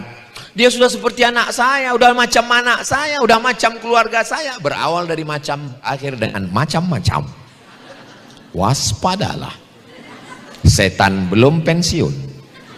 Nah, tapi perbuatan melindungi dia ini baik. Sekolahkan dia, didik dia dengan pendidikan yang baik. Wallahu a'lam bishawab. Ustadz, apa hukum menikahi kembar siam? Bukankah menikahi dua saudara kandung itu haram, Pak Ustadz? Kembar siam yang lengket misalnya lengannya, nauzubillah. Yang dinikahi itu dua-dua atau satu? Satu itu dinikahi. Bukan berarti dua-duanya kau garap. Yang dinikahi itu satu. Yang mana mau kau? Ditanya. Oh ini dua nih lengket. Nauzubillah. Yang mau kemana? Mau. Ini sebetulnya pertanyaannya mau ngetes saya aja. Tahu deh saya itu. Lengket misalnya kepala, nauzubillah. Nauzubillah. Kalau dioperasi bisa. Tapi kalau tidak, nikahi mana? Itu nikahi satu-satu, bukan sepaket. Kau pikir ini itu 2 in 1. Itu yang dinikahi itu satu, kakaknya atau adiknya. Satu itu maksudnya. Kalau payah kau membedakannya, dikasih spidol. Yang kuning ini gini. Nah. Yang itu tidak, yang ini aja. Paham jelas? Seperti yang terjadi belakangan ini pada Pilpres, itu kan ada yang namanya buzzer, Ustadz. Buzzer di sini saya juga belum terlalu paham bagaimana cara kerjanya. Yang saya tahu buzzer itu kan tugasnya seperti menggiring opini supaya orang lain itu mengikuti apa yang dia suarakan begitu. Lalu bahkan ada juga tugasnya buzzer itu yang memfitnah atau menjelek-jelekan lawan begitu, Ustaz. Lalu saya pertanyakan bagaimana hukumnya menerima uang dari hasil buzzer tersebut. Seperti contoh lainnya mungkin yang terjadi pada konflik Palestina dan Israel. Begitu kan. Ada yang mendukung Israel, namun sebenarnya di dalam hatinya ini lebih condong ke lawannya begitu, Ustaz. Kayak contohnya ada buzzer yang mendukung si B begitu. Nah, tetapi sebenarnya di dalam hatinya itu lebih mendukung ke si C atau ke A begitu, Ustaz. Bagaimana hukumnya menerima uang tersebut, hasil dari buzzer tersebut? Terima kasih, Ustaz. Wassalamualaikum warahmatullahi wabarakatuh. Buzzer sudah menjadi bisnis politikus. Ingin menaikkan rating, pencitraan, mengenalkan diri, mengadu domba, menyerang ustadz, membusukkan nama ulama, maka diperlukan sebuah komunitas yang namanya buzzer. Orang yang bising seperti bunyi lebah. Zzz. Mereka inilah yang bisa satu orang punya 40-50 akun. Kalau kita klik nanti waktu dia komen-komen di Instagram, akunnya fake account, akunnya nol posting, nol friend. Nah, jadi orang-orang ini adalah manusia yang makan dari haram. Kenapa? Karena pemecah belah, penghancur negeri ini. Orang yang terpancing emosinya dan lain sebagainya. Tapi bagi orang-orang yang paham, ngerti, saya kalau ada isu saya bantah satu kali, saya buat video, saya posting di Instagram. Tapi saya tidak larut dalam itu, masih banyak kerja lain lagi. Jadi kita bersikap, kalau ada yang ngajak mau kasih duit, jangan mau ikut. Dan kalau yang sudah terlanjur berhenti, bertaubat kepada Allah SWT. terkait tentang pilihan kita tentang Palestina, Israel. Tentu saja kita bersama dengan Palestina. Yang bisa kita lakukan sekarang mengirimkan bantuan. Saya Tablik Akbar bekerja sama dengan Badan Amil Zakat Nasional Provinsi Riau, terkumpul 11 miliar. Lalu kemudian kita kirimkan ke lembaga resmi. Ada saudara kita dengan gerakan boykot produk Israel. Jangan khawatir kalau produknya itu tidak laku di Indonesia, nanti tokonya tutup terus karyawannya orang Islam. Orang Islam akan tutup kerja di tempat Israel, dia akan buka toko baru. Jadi berpikirnya jangan sempit. Ini rumah makan franchise Israel. Terus kalau kita boykot, Pak Ustadz, tutuplah rumah makannya, orang Islam kerja di mana? Ya orang Islam kerja di pecel lele. Malah keluar dari situ dia buka rumah makan baru, curi resepnya, curi dalam tanda kutip. Dia pelajari, dia ambil. Jadi jangan berpikir terlalu sempit. Allah kasih alam ini luas, pikiran kita luas, hati kita luas. Kenapa kita persempit dengan pikiran-pikiran yang picik? Demikian, wallahu a'lam bishawab. Apa hukumnya membuka cadar? Bolehkah Ustadz buka cadarmu Aisyah? Cadar itu hukumnya sunnat. Menurut mazhab guru-guru saya di Al-Azhar Mesir. Tapi sebagian ulama di Saudi Arabia mengatakan cadar itu wajib. Kalau mengikut hukum cadar wajib, membuka cadar berarti haram. Karena lawan dari wajib adalah Tapi kalau mengikut fatwa ulama Azhar bahwa cadar itu hukumnya sunnat, maka membuka yang sunnat hukumnya tidak haram, paling makruh atau mubah. Maka saya kalau ngikut pendapat tempat saya belajar di Mesir Al-Azhar, bercadar hukumnya mustahab anjuran. Yang bercadar bagus, yang tak bercadar tak apa-apa. Antara yang bercadar dengan yang bertudung jangan berkelahi. Karena kalau kalian yang bertudung sama bercadar berkelahi, yang ketawa yang tak bercelana. Antara yang pakai celana panjang dengan yang bersarung dengan yang berjubah, jangan berkelahi. Karena kalau kalian berkelahi, yang ketawa yang bercelana pendek. Udah bercelana pendek, hitam pula tuh. Hitam-hitam si tampuk mandis, sudahlah hitam lutut berkudis. Jadi yang bertudung sama yang bercadar, kalian mestinya berjuang untuk berusaha supaya tetangga yang belum bertudung segera jelas. Jadi kalau ikut pendapat ulama Azhar, kalau ada yang selama ini bercadar, dibukanya cadarnya, iya nggak apa-apa. Apakah hukumnya jika ada orang yang membayar hutang kepada kita, tapi uang yang dibayarkannya itu bukan hasil yang halal? Apakah kita bisa terima, apakah itu halal atau tidak untuk kita terima pembayaran hutangnya? Yang kedua, apakah ria atau mungkin sombong atau pamer ya jika membaca Al-Quran di tempat yang misalkan di kantor gitu, tapi tidak ada maksud untuk ingin dilihat orang, tapi selalu ada pikiran, aduh jangan-jangan orang mikirnya aku ria ya gitu, aku sombong ya gitu. Gimana tuh Ustadz? Apakah itu pikiran yang ria yang sesungguhnya atau hal yang wajar? Terima kasih Ustadz. Saya jual lele, saya ternak lele. Lalu datang orang mau beli lele. Ustadz beli lele sekilo. Lalu saya nanya, ini lelenya kamu beli lele ke saya, uangnya apakah hasil sabu-sabu? Enggak perlu. Saya enggak perlu tahu uang yang dia pakai untuk membeli ini uang dari mana. Karena yang saya jual adalah halal. Sama juga kita buka kos-kosan. Kita menyewakan kamar. Kamar yang kita sewakan halal. Datang orang mau nyewa. Kita terima duitnya. Jadi yang dilihat itu yang dari kitanya, bukan dari orangnya.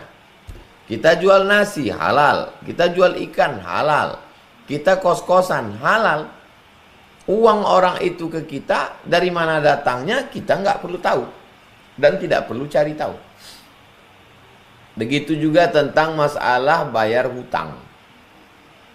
Uang kita halal, ini uang saya. Uang saya ini halal, dipinjam orang. Habis itu dia bayar hutang ke saya. Maka yang perlu saya pikirkan adalah uang saya ini dulu dia ambil. Sekarang dia kembalikan uang saya. Dia sekarang mengembalikan uang saya, bukan ngasih uang dia ke saya. Kecuali nggak ada apa-apa antara saya sama dia. Nggak ada apa-apa antara saya sama dia. Lalu datang dia mengasih uang. Ustaz, ini ada uang. Saya tanya, ini uang apa? Dari mana uang ini? Tapi kalau dia pakai uang saya, ini uang saya, dia pakai. Kapan bayar? 1 Agustus. 1 Agustus, saya ambil uang saya. Saya kan sedang ambil uang saya. Bukan saya ambil uang dia. Nah, ini jadi pahami dengan baik. Masalah dagang jualan, masalah pinjam meminjam. Yang kedua, kita baca Quran di bis, di kantor. Apakah perbuatan itu riya? Kita pergi sholat ke masjid. Lalu kemudian kata orang, kau janganlah ke masjid, kau riya. Akhirnya kita nggak ke masjid. Padahal laki-laki yang balik berakal sholatnya di masjid. Nggak ke masjid hanya karena takut dipuji orang. Kata Imam Fudail bin Iyad, dikutip oleh Imam Al-Ghazali, tarkul amal li ajlin nas riya. Tidak jadi beramal karena takut dipuji orang, itu riya. Wal amal li ajlihim syirk. Beramal supaya ingin dipuji orang, syirik. Saya mau baca Quran, nggak jadi baca Quran karena takut dipuji orang, riya. Saya baca Quran, streaming biar dipuji orang, syirik. Karena kita sudah mengharapkan dua, Allah dan orang. Kita sudah mempersekutukan Allah.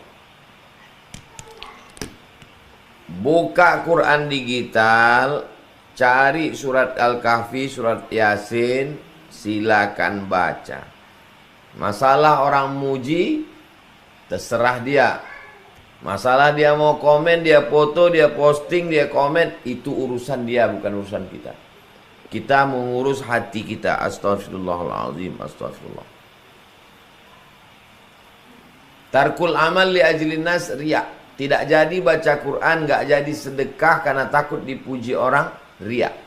Wal amal li ajlihim syirik. Baca Quran karena ingin dipuji, sholat karena ingin dipuji, sedekah karena ingin dipuji, syirik. Lalu bagaimana caranya? Luruskan niat, laksanakan. Anjing menggonggong kafilah berlalu. Luruskan, bersihkan hati karena Allah Subhanahu wa ta'ala. Saya kalau saya peturutkan omongan orang, saya tidak akan tausiah. Khutbah dipuji orang, takut. Tausiah, tablik akbar dipuji orang, takut. Posting dipuji orang, takut. Urusan masing-masing, urusan dia. Adapun urusan kita adalah beramal, luruskan niat. Bismillahirrahmanirrahim. Allah, la haula wa la quwata illa billah. Gimana hukumnya kita melaksanakan kurban untuk orang yang sudah meninggal dunia? Nabi memotong kurban. Kata Nabi gini, Allahumma haza an Muhammad wa ali Muhammad. Kupotong kurban ini untuk Muhammad dan untuk keluarga Muhammad. Waktu itu Khadijah sudah meninggal. Saya ulang sekali lagi. Nabi memotong kurban. Kupotong kurban ini untuk Muhammad dan untuk keluarga Muhammad. Waktu itu Khadijah sudah meninggal. Pertanyaannya, sampaikah kurban untuk Khadijah? Sampai.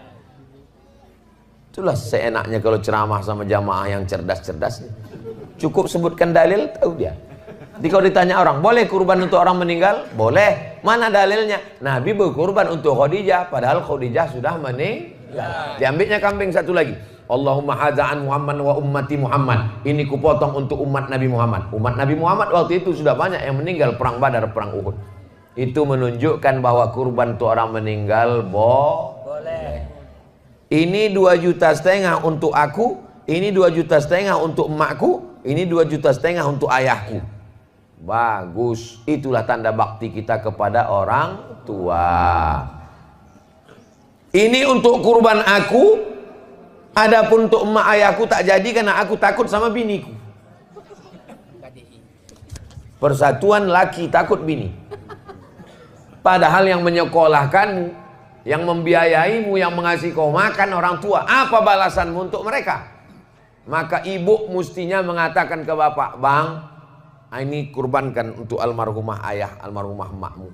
Karena mereka jasanya kepada kau luar biasa. Untuk mereka 2,5 juta, untuk aku 25 juta. Setuju, Bu? 10 kali lipat. Diam itu artinya dalam hadis as-sukutu alamatur ridho. Diam tanda setuju. Dakwah Plus 62. Assalamualaikum Ustaz. Waalaikumsalam warahmatullahi wabarakatuh. Saya mau tanya, ada orang tua masih hidup tapi dia membagi harta warisan kepada anaknya. Namun ada satu anaknya tidak dia kasih karena sikit pun tak dia kasih. Gimana itu Pak Ustaz? Kalau dibagi waktu masih hidup namanya hibah. Kalau dibagi masih hidup tapi diserahkan sesudah mati namanya wasiat. Wasiat tak boleh lebih dari total 1/3 harta. Itu ruko yang ada di Batam, ku kasih untuk kau, tapi nanti sesudah aku mati. Apa namanya? Wasiat. Ternyata harga ruko itu 1 miliar. Harga ruko 1 miliar, warisan dia totalnya 2 miliar. Maka yang sah untuk si anak hanya 666 juta. Yang 1,3 mesti tetap dibagi kepada ahli dua. Kalau serahkan masih hidup, ambillah bulat-bulat, namanya hibah. Tak ada batasannya. Kalau diserahkan setelah mati, namanya wasiat. Dibagikan ketika hidup, baru diserahkan setelah mati, namanya wasiat. Adapun pembagian harta warisan sesudah mimda tema taya bawati. Jelas. Jadi ini kenapa pula masih hidup sudah bagi harta warisan? Inilah gara-gara tak mengaji. Makanya kalau ada acara pengajian, jangan lagi pengajian arisan judulnya. Sabar, tawakal. Pengajian arisan kita pada bulan Januari 2021 ini adalah tentang warisan. Apa itu warisan? Bagaimana pembagian warisan? Bolehkah warisan dibagi ketika hidup? Apa nama hibah? Apa itu wasiat? Supaya jangan salah kaprah. Ini banyak orang tua kalau udah cerita warisan, Bu, gimana masalah warisan? Jangan tanya warisan, aku belum mati lagi. Padahal setelah mati menyimpan warisan sama dengan bom atom, bom waktu yang akan meledak. Ini saya menduga bahwa si bapak ibu ini marah kepada anaknya yang satu ini, maka biar supaya jangan dapat dibaginya. Ini untuk kau, untuk kau. Adapun kau matilah kau tak dapat. Tak bisa. Maka kita kalau salah jangan salah 2 kali. Dulu salah kita karena tak mendidik dia. Dulu salah kita tak mengajar dia. Sekarang dia menjadi pemabuk, pecandu narkoba. Yang salah kita atau dia? Kita yang salah. Maka pembagian harta warisan hak dia ada pada harta kita, karena dia adalah anak kita. Dia tak pernah minta jadi anak kita, kita pun tak pernah minta dia jadi anak kita. Allah yang mengirimkan dia ke rahim ibu, didik dia dengan baik. Kalau sudah dididik dengan baik tak juga baik, takdir seperti Nabi Nuh punya anak Kan'an, tapi dia tetap punya jatah harta setelah kita meninggal. Bagilah menurut ilmu faraid pembagian harta warisan. Walakum nisfu ma taraka azwajukum illam yakul lahunna walad. Kamu suami dapat setengah harta istrimu kalau tak ada anak. Fa in kana lakum waladun falahunnar rubu'u. Kalau kamu punya anak maka istri dapat 1/4, istri dapat 1/8. Fa in kana lahunna waladun falakumur rubu'u. Kalau ada anak suami dapat 1/4. Kalau tak ada anak suami dapat setengah. Istri dapat 1/4 kalau tak ada anak. Kalau ada anak, istri dapat 1/8. Anak laki-laki, lidzakari mislu hadzil unsayain. Anak laki-laki dapat 2 kali bagian anak perempuan. Jadi kalau anak perempuan 25 juta, anak laki-laki 50 juta karena laki-laki lebih besar tanggung jawabnya. Laki-laki membiayai nikah, laki-laki mengasih nafkah, laki-laki menjadi kepala rumah tangga, laki-laki mengasih mahar. Itulah maka laki-laki diberikan kelebihan, bukan karena Islam diskriminatif. Maka jelaskan nih kepada anak cucu kita, kalau tidak nanti kita akan salah, anak cucu kita akan salah, dan dia menjadi mengalir amal salah, bukan amal ya. Apakah kalau lagi haid boleh baca Quran melalui aplikasi di handphone? Orang yang sedang menstruasi, maaf, beribu maaf, tak boleh megang Quran, tak boleh bawa Quran, tak boleh baca Quran, tak boleh masuk masjid, tak boleh sholat, tak boleh tawaf, tak boleh puasa. 7 menurut fikih Islam wa adillatuh Syekh Wahbah Zuhaili, tak boleh megang Quran, tak boleh bawa Quran, tak boleh baca Quran, tak boleh masuk masjid, tak boleh sholat, tak boleh tawaf, tak boleh puasa. Itu mazhab yang saya pakai. Lalu Pak Ustadz, kalau baca Quran melalui aplikasi, membaca Quran bagi perempuan yang haid boleh dengan dua catatan pengecualian. Pertama, dia hafal Quran. Orang hafal Quran paling tidak mengulangi hafalannya 1 hari 2 juz. Kalau tak diulangi 2 juz hilang. Maka ibu yang punya anak hafal Quran, berarti 1 hari 2 juz mengalir pahala untuk ibu, baik hidup maupun mati. Lalu kemudian 1 bulan 2 kali khatam, setahun 24 kali khatam. Beruntungnya punya anak hafal Quran. Mudah-mudahan anak kita hafal Quran. Hafal Quran anak gadis kita, dia mengulang 1 hari 2 juz, dia boleh mengulang an zahri qalbin, dalam hati. Maka nanti kalau ibu nampak ada anak ibu, diam aja, itu dia sedang ngulang hafalan. Kalau dia hafal Quran, kalau tak hafal, tak tahulah apa dia. Yang kedua, guru boleh membaca walaupun sedang haid, tapi ayatnya potong-potong. Guru tahfiz di pesantren, anak-anak baca ya, innallaha la yastahyi ayyab riba, potong-potong, dibacanya pangkal. Silakan baca innallaha la yastahyi ayyab masalam faham. Tak boleh dia baca normal macam orang yang sedang dalam keadaan suci, karena Quran itu suci sedangkan dia dalam keadaan haid, dalam keadaan kotor secara spiritual, bukan secara zohir. Karena perempuan itu tetap bersih tapi tidak suci. Bersih tubuh, sama macam maaf orang junub, badannya bersih tapi tidak suci menurut pandangan hakikat. Ini yang paling penting dipahami. Samakah pahala baca Quran melalui smartphone?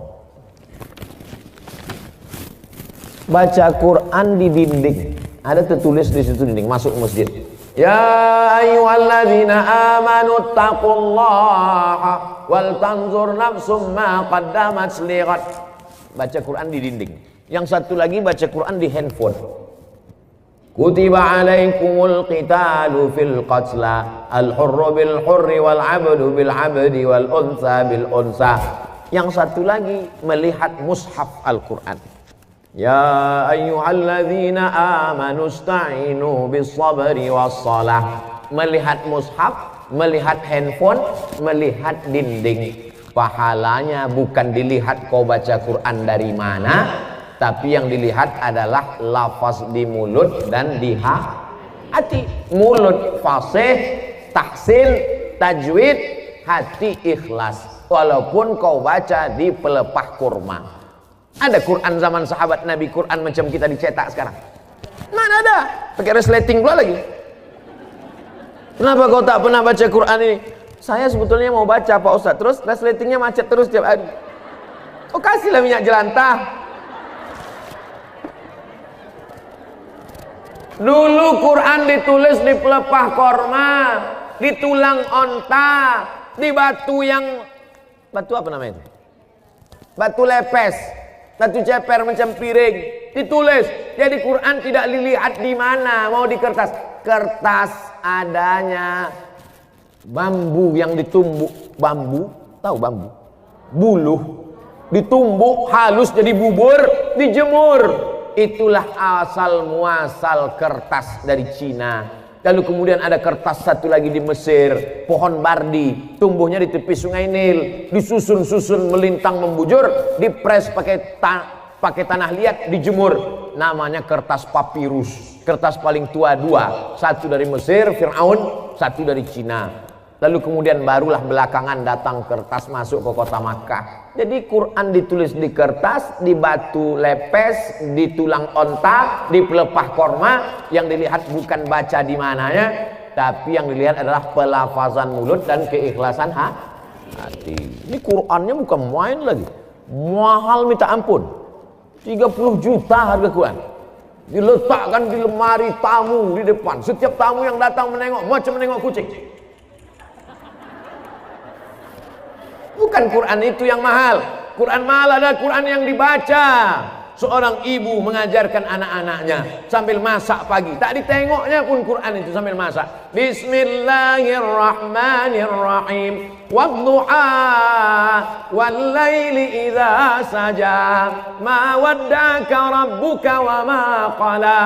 Walal akhiratu khairul laka minal ula. Sambil belacan ditengoknya. Tapi Quran yang ibu ajarkan ke anak ibu itulah yang dibawanya sholat. Usahakan ibu yang membacakan Al-Fatihah ke anak ibu. Supaya apa? 17 kali sehari pahalanya mengalir ke ibu. Ibu yang membacakan Fatihah ke dia. Yang belum membacakan, balik dari sini nanti, bacakan. Yang balik sekarang, nanti habis ke acaranya. Nak, baca Fatihah nak. Bismillahirrahmanirrahim. Itu hanya kurang halus sedikit. Bismillahirrahmanirrahim. Alhamdulillahi rabbil alamin. Rohnya kurang tebal sedikit. Luruskan bacaannya. Kapan kelingking ibu masuk ke celah kakinya saat mengajarkan dia berwudu, masuk air ke celah kaki? Kapan ujung jari ibu masuk ke celah telinganya saat mengajarkan berwudu? Kapan mulut ibu mengajarkan? Kapan tapak tangan ibu memegang pundaknya? Rata pundakmu nak. Jangan kepala kau macam menengok kuda jantan, menengok kuda betina. Jangan kepala kau ni menunduk macam menengok rumput. Rata nak. Kelak kita semua inilah yang akan dia kenang. Al-madrasatul ula. Ibu adalah sekolahnya yang pertama. Alhamdulillah ibu amalkan. Pahalanya mengalir ke ibu, mengalir pula ke saya. Tapi pahala ibu tak berkurang. Ibu tetap dapat 100, saya 120.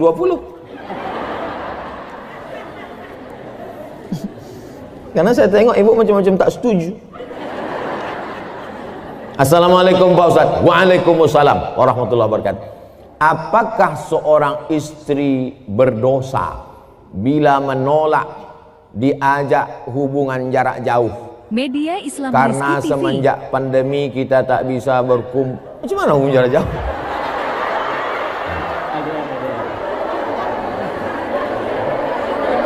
LDR. Apa arti LDR itu? Long distance relationship. Wah, macam ABG pula Ustaz.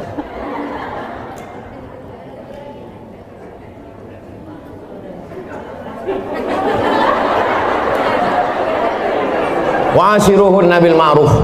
Dulu waktu akad nikah, suami ibu disuruh Pak Kua membaca ayat. Baca ini, wa'ashiruhun nabil ma'ruf.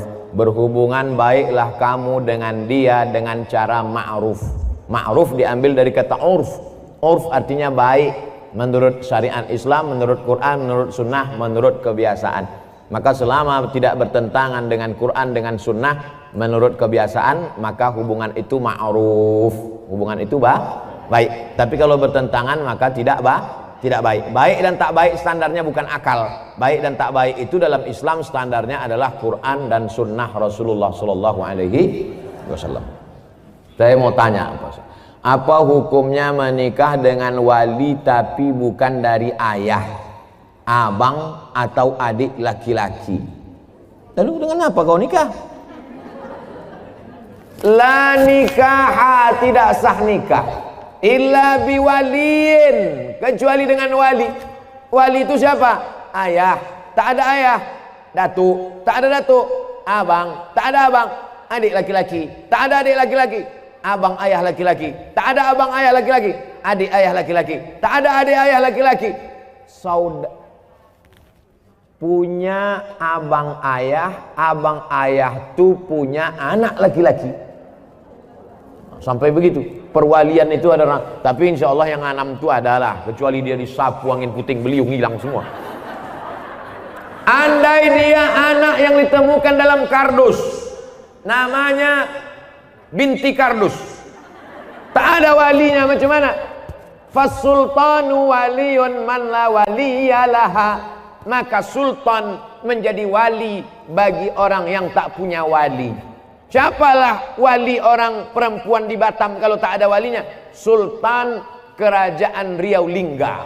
Sultan Kerajaan Riau Lingga sudah menyerahkan kekuasaan kepada Presiden Soekarno.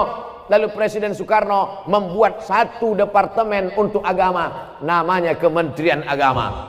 Maka Kementerian Agama lah yang menerima sultan. Lalu Menteri Agama tak sanggup turun ke Kemenak Kanwil Provinsi, Kemenak Kanwil Provinsi turun ke kota, kota turun ke kecamatan. Itulah maka kepala kantor urusan agama tak ada perempuan. Ada kepala KUA perempuan. Kenapa? Karena KUA akan menjadi wali bagi perempuan yang tak punya. Nah, ini ke depan nanti bisa jadi kepala KUA perempuan. Dia tak ngerti sejarahnya. Karena KUA akan menjadi wali bagi perempuan yang tak punya wali. Fasultanu waliyun man la waliyalaha. Memang satu sisi Pak KUA itu sebagai pegawai pencatat pernikahan. Tapi ada dalam beberapa kasus dia bisa nanti menjadi wali pada saat perempuan itu tidak ada wali. Kalau sudah terjadi macam mana Pak Ustadz? Diulang akad nikah. Balik anak gadis kita membawa lakinya, hilang seminggu, pulang-pulang berbadan 2. Balik dia ke rumah, mak, ini lakiku katanya. Kapan kau nikah? Aku pergi nikah kemarin. Wali kau siapa? Udah ku beli wali katanya. Enak aja sekarang, lu tak belajar, jahil.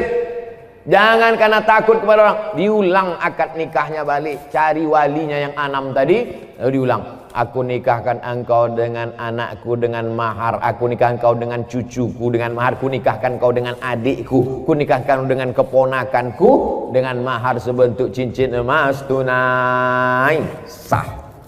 Diulang balik. Lalu perbuatan dia dari mulai dia nikah tak jelas ke nikah yang jelas ini zina. Nauzubillah. Selamatkanlah anak-anak gadis kami ya Allah. Saya berumur 30 tahun. Saya belum melihat Rasulullah dalam mimpi. Apakah keadaan ini dianggap sebagai celaka? Standar melihat Rasulullah di dalam mimpi nampak atau tidak nampak tidak termasuk bagian dari kewajiban seorang muslim. Melihat Rasulullah dalam mimpi adalah hadiah dari Allah Subhanahu wa taala. Sahihkah hadisnya? Hadis sahih. Man ra'ani fil manami faqad ra'ani bi anna syaitana la yatamassalu bi.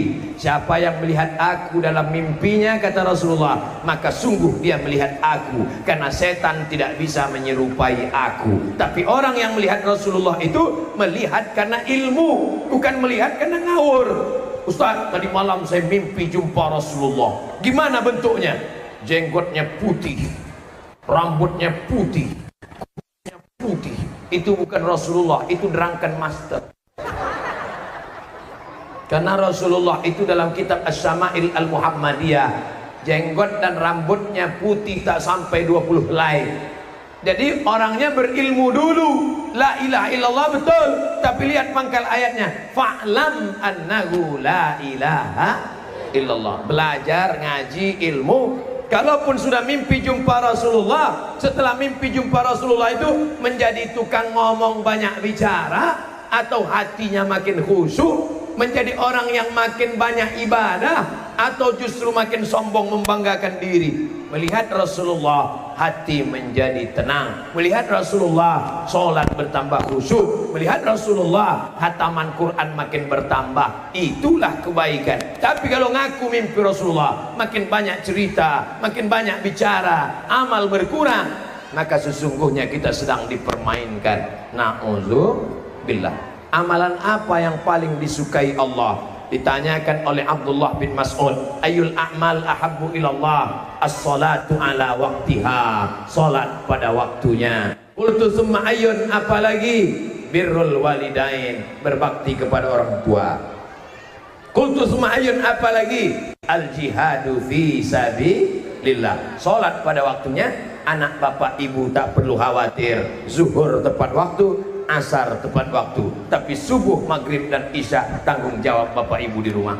Tanggung jawab siapa yang lebih besar, guru atau bapak ibu? Guru, zuhur, asar, subuh, maghrib, isya, bapak dan ibu bertanggung jawab di rumah. Amalan apa yang bisa membuat kita mati husnul khatimah?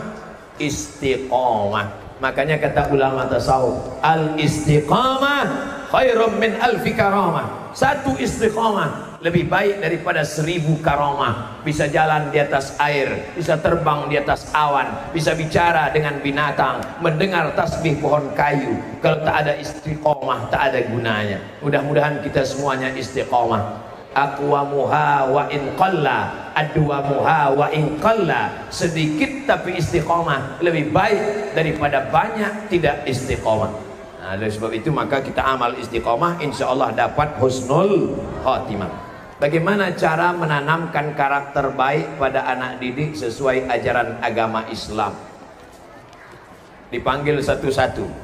Baca doa makan, Allahumma barik lana fima razaqtana wa qina azabannar. Baca doa pergi dari rumah, bismillahirrahmanirrahim, Allah la haula wala quwata illa billah. Baca doa naik kendaraan, subhanalladzi sakhkhara lana ma kunna lahu muqrinin wa inna rabbina munqalibun. Baca doa mau tidur, bismika Allahumma ahya wa amut. Baca doa bangun tidur, alhamdulillahilladzi ahyana ba'da ma amatana wa ilaihin nusyur. Hafal doa tapi tidak pernah berdoa. Ada enggak?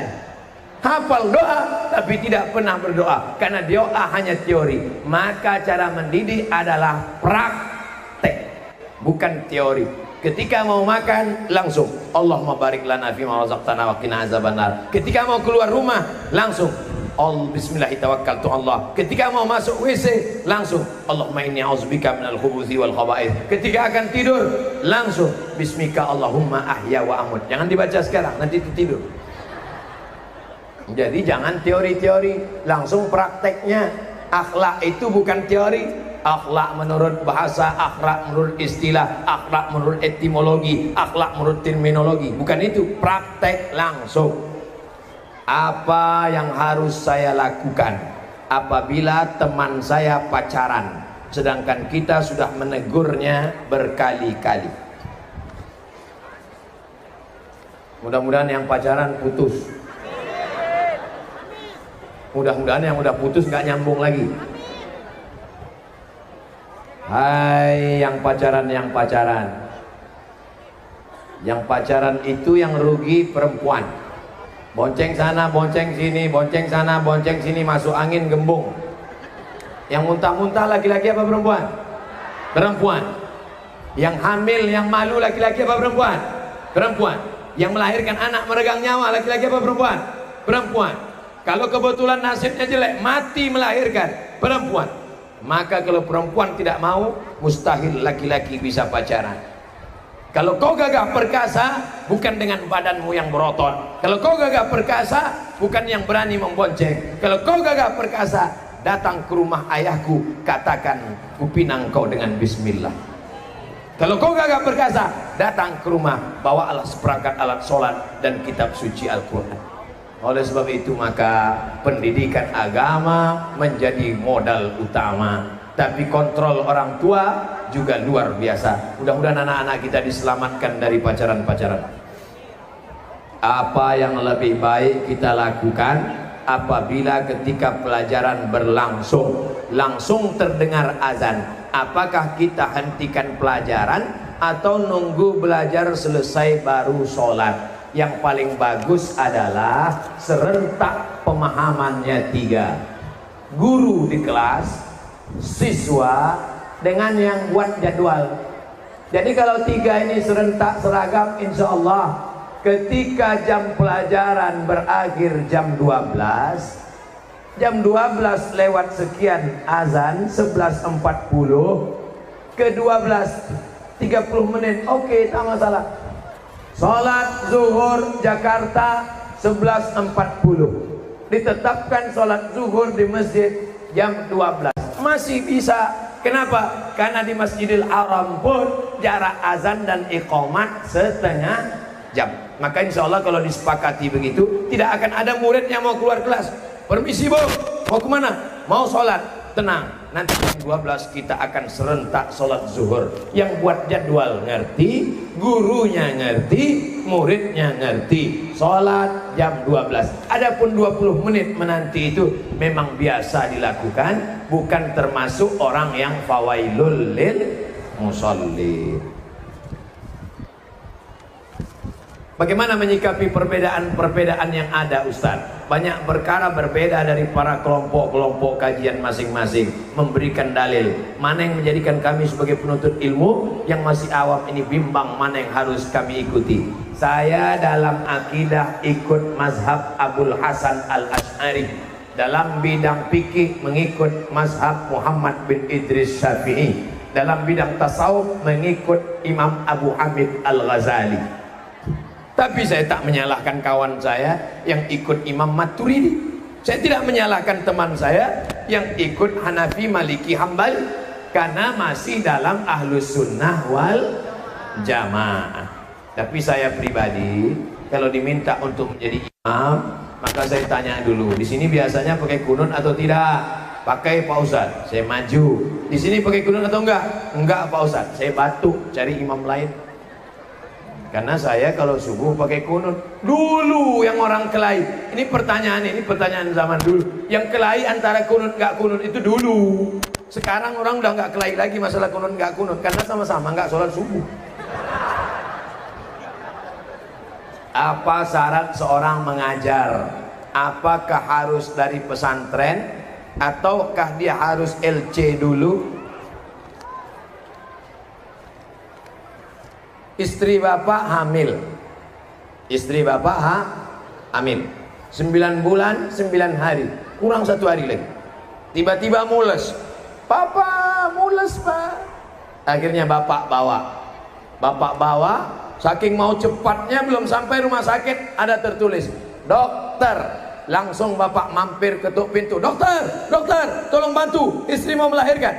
Lalu dokter buka pintu, mohon maaf pak, saya memang dokter. Tolong istri saya. Mohon maaf, saya dokter hewan. Bapak mau nggak nyerahkan istri bapak ke dokter hewan? Tidak. Karena menurut bapak ini bukan ilmunya. Bapak takut menyerahkan istri ke dokter hewan karena tidak sesuai ilmunya menurut bapak. Padahal nyawa satu orang. Mengapa bapak mau mengikhlaskan amal bapak tidak bermakna pada orang yang tidak mengerti agama? Idza wusidal amru ila ghairi ahlihi fantaziris sa'ah. Kalau kau berikan sesuatu pada orang yang bukan ahlinya, maka tunggulah kehancuran. Maka kalau dalam bidang agama, serahkan kepada kiai, tamat pondok pesantren, tamat dari UIN, tamat dari Universitas Islam, tamat dari Al-Azhar, dari Ummul Qura Makkah, punya standarisasi mengajar. Kalau tidak, kita khawatir dhalla wa adalla. Saya tidak mengatakan mesti alumni Azhar, enggak. Dari UIN Ciputat, dari IAIN, dari Sekolah Tinggi Agama Islam, dari pondok pesantren, ini baik. Tapi mesti keahlian. Kita naik pesawat, tiba-tiba ngomong pilotnya, mohon maaf pilot yang asli sedang demam, saya sebenarnya super angkot untuk coba-coba. Mau gak naik pesawat? Walaupun gratis, saya yakin turun semua. Sedangkan untuk naik pesawat dari Pekanbaru ke Jakarta aja kita nggak mau. Kenapa ibadah kita, sholat kita, puasa kita tidak kita serahkan pada orang yang tidak mengerti agama? Kenapa demikian? Maka penting mencari guru. Al-isnad minad din, kata Imam Abdullah ibn Mubarak. Sanad itu bagian dari agama. Laulal isnad laqala man syaa ma syaa. Kalaulah bukan sanad keilmuan dari kiai tuan guru sampai kepada sahabat Nabi, maka tak mungkin amal kita benar. Maka insya Allah di Jakarta ini masih banyak para alim ulama. Ikuti kajian Kiai Haji Al-Fadil Kiai Mahfud Asirun, baca kitab kuning tasawuf, nama kitabnya Tambihul Mughtarrin, peringatan pada orang-orang yang tertipu merasa sedang beramal padahal sebenarnya tidak beramal. Andai saya di Jakarta, andai saya tinggal di Jakarta, pasti saya tidak absen mengikuti kajian kitab Tambihul Mughtarrin yang ditulis oleh Imam Abdul Wahab As-Sa'rani, ulama besar, murid dari Imam Jalaluddin Abdurrahman As-Suyuti, di antara wali-wali Allah Subhanahu wa taala. Ikuti kajiannya, cari jadwalnya, nama kitabnya Tambihul Mughtarrin. Itulah beberapa pertanyaan. Mudah-mudahan kajian kita siang ini menyebabkan turunnya rahmat dan barakah pada keluarga besar Al-Maka insyaallah. Ala hadhihi niyyah wa kulli niyatin salihah. Al-Fatihah. A'udzubillahi minasyaitonir rajim. Bismillahirrahmanirrahim. Alhamdulillahi rabbil alamin. Arrahmanir rahim. Maliki yaumiddin. Iyyaka na'budu wa iyyaka nasta'in. Ihdinas siratal mustaqim. Siratal ladzina an'amta 'alaihim ghairil maghdubi 'alaihim waladdallin. Amin. Puncak dari pengajian adalah doa, karena majelis kita ini diaminkan oleh para malaikat. Aminkan doa Kiai Sahibul Fadilah Kiai Haji Mahfud Asirun. Aminkan, khusyuk, mudah-mudahan Allah mengabulkan doa kita. Terima kasih. Assalamualaikum warahmatullahi wabarakatuh.